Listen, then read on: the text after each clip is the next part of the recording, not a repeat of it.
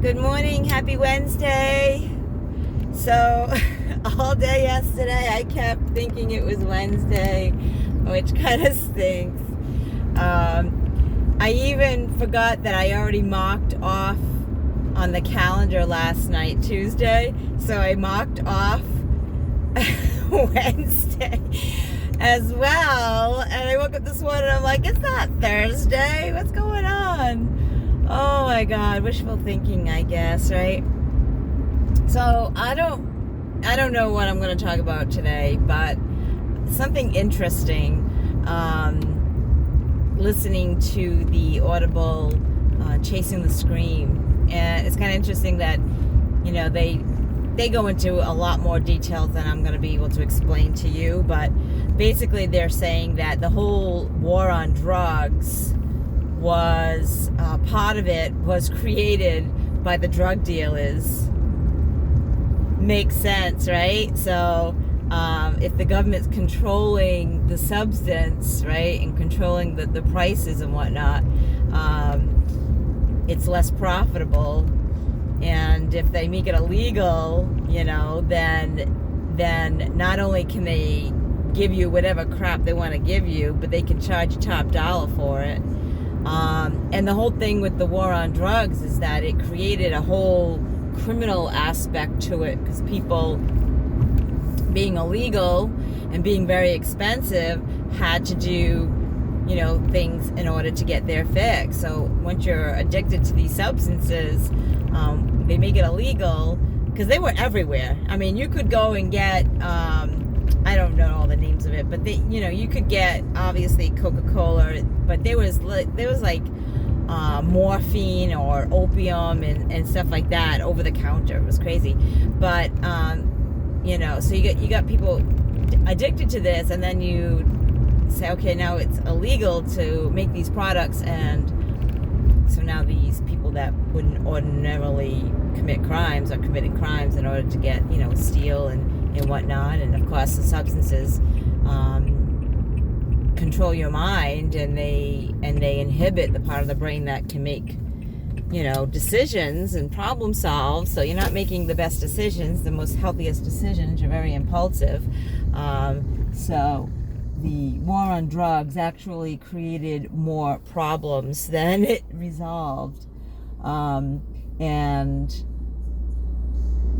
thinking that a lot of these gangs, not that the mafia wasn't in existence, because it already was, but the mafia got involved in a lot of the drugs because they were so profitable. So just very interesting how this was created, and a lot of it also was associated. So now back in the 30s, where prejudice against the blacks was still prevalent, more prevalent, I should say, unfortunately. I forgot his name,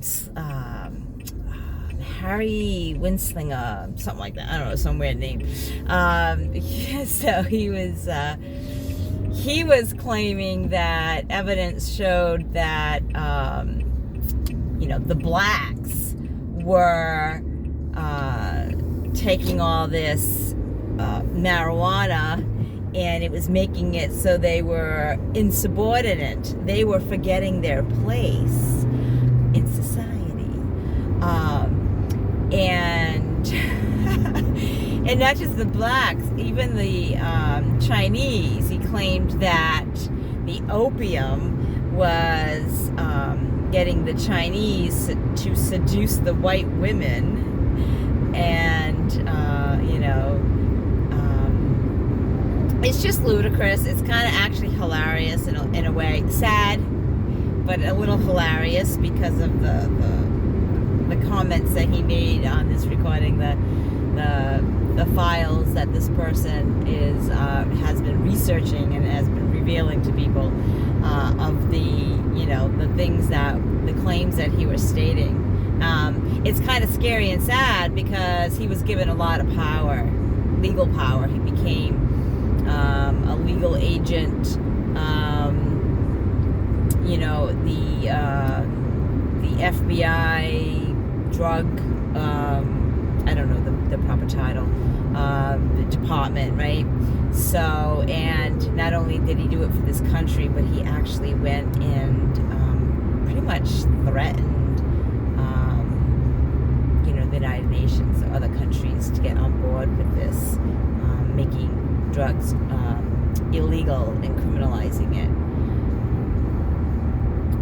Even though there was lots of research to show contrary to this belief, even medical doctors, and he actually went after medical doctors in saying that they were, enabling addicts, or they were actually causing addictions in people by prescribing these drugs, and that we don't need these drugs, and that they're just doing it for money, which I think has a sliver of truth in some aspects, but I think the majority of the medical field doesn't feel that way. You don't go through all that schooling to become a doctor to make money on the side by writing scripts. Majority. There are some, but I think when we're generalizing the whole population to a few bad apples, it's incorrect.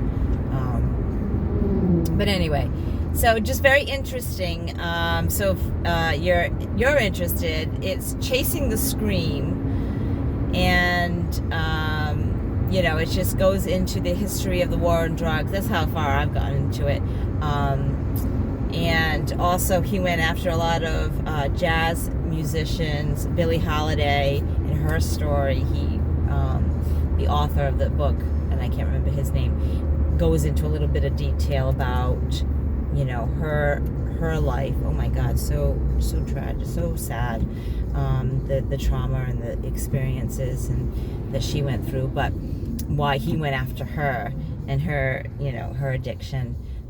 And of course she was black, so that was part of the deal too, because he actually protected a lot of the white people that got addicted to drugs, and so, like I said, it was more of a look what's happening to society when black people take drugs, and this is becoming a problem. Judy Garland, I think, was one of the ones that he investigated, but kind of made it shush under the rug. Didn't really bring charges to, or sought, had her seek help from the medical field to wean her off the drugs or whatever. That was not available to the black community. So, very interesting. I don't know what this has anything to do with your life today, but just something that was interesting that I've been listening to. I wasn't sure what to speak about today, but I got up this morning. I worked a little bit on my online course. I feel pretty good about that. I just feel like there's not enough time. Like, I set aside an hour in the morning, and I feel like there's not enough time to do that. Like, an hour's not enough, but I can't get up any earlier. And I meditate in the morning as well for a half hour, and that's very important to me, and I can't stop that. So it is what it is. I put a quote up that I had received on one of my motivational apps. I received some motivational quotes, and I can't remember exactly what it says, but it doesn't matter how long it takes you, what age you start. The thing is to keep at it, and you'll reach your goal. You'll achieve your dreams. And I don't know if I really believe all of that, but I know that if I do not work at it, if I do not do a little bit each day, I definitely won't achieve my goals. So I have a half a shot, right? I have a chance if I work at it a little bit each day. And even if I don't achieve the big goal, right? The big thing that I'm looking for, financial freedom, I am learning so much. So I am getting so much out of this journey. It's incredible.